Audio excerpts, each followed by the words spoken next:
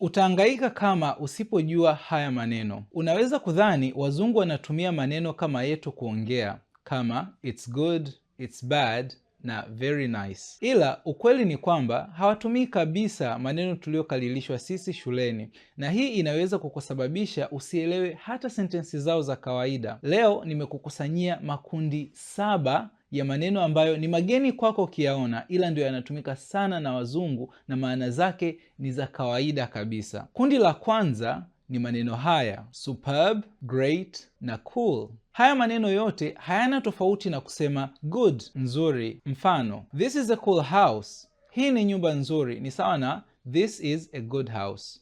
Great actor, muigizaji mzuri, ni sawa na kusema good actor. Superb dressing, uvaaji mzuri, ni sawa na kusema good dressing. Superb inatumika hasa kusifia kitu mtu amefanya, ila cool na great inatumika kusifia chochote. Kundi la pili la maneno ni hili: horrible, terrible na awful. Haya maneno yote hayana utofauti na kusema bad, mbaya. Mfano, horrible kid, mtoto mbaya, ni sawa na kusema bad kid. Terrible day, siku mbaya, ni sawa na kusema bad day. Awful milk, maziwa mabaya, ni sawa na kusema bad milk. Kundi la tatu ni maneno haya: extremely, incredibly, remarkably na significantly. Haya maneno yote hayana tofauti na kusema very, sana. Kwa mfano, extremely poor, maskini sana, ni sawa na kusema very poor.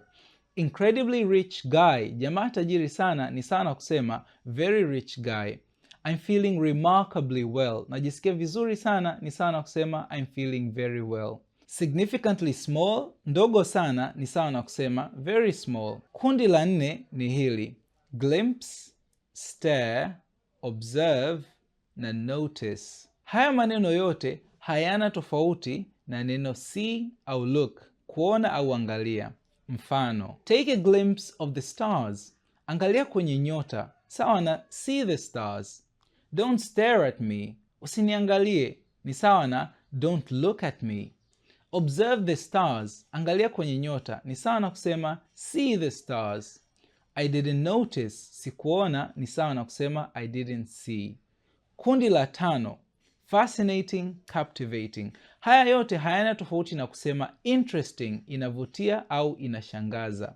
Kwa mfano, fascinating movie, movie ya kushangaza, sawa na interesting movie. Captivating story, hadithi ya kuvutia, sawa na kusema interesting story. Kundi la 6, elaborate, clarify. Haya maneno hayana tofauti na kusema explain.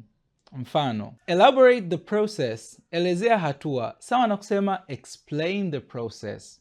Clarify the meaning, elezea maana, sawa na kusema explain the meaning.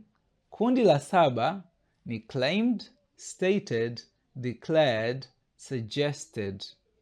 Haya yote hayana tofauti na kusema said, alisema. Mfano, he claimed he will buy a car, alidai atanunua gari, sawa na kusema he said he will buy a car. She suggested we use paper, alishauri tutumie karatasi, ni sawa na kusema she said we use paper. He stated that he needs time, alisema anahitaji muda, sawa na kusema he said he needs time.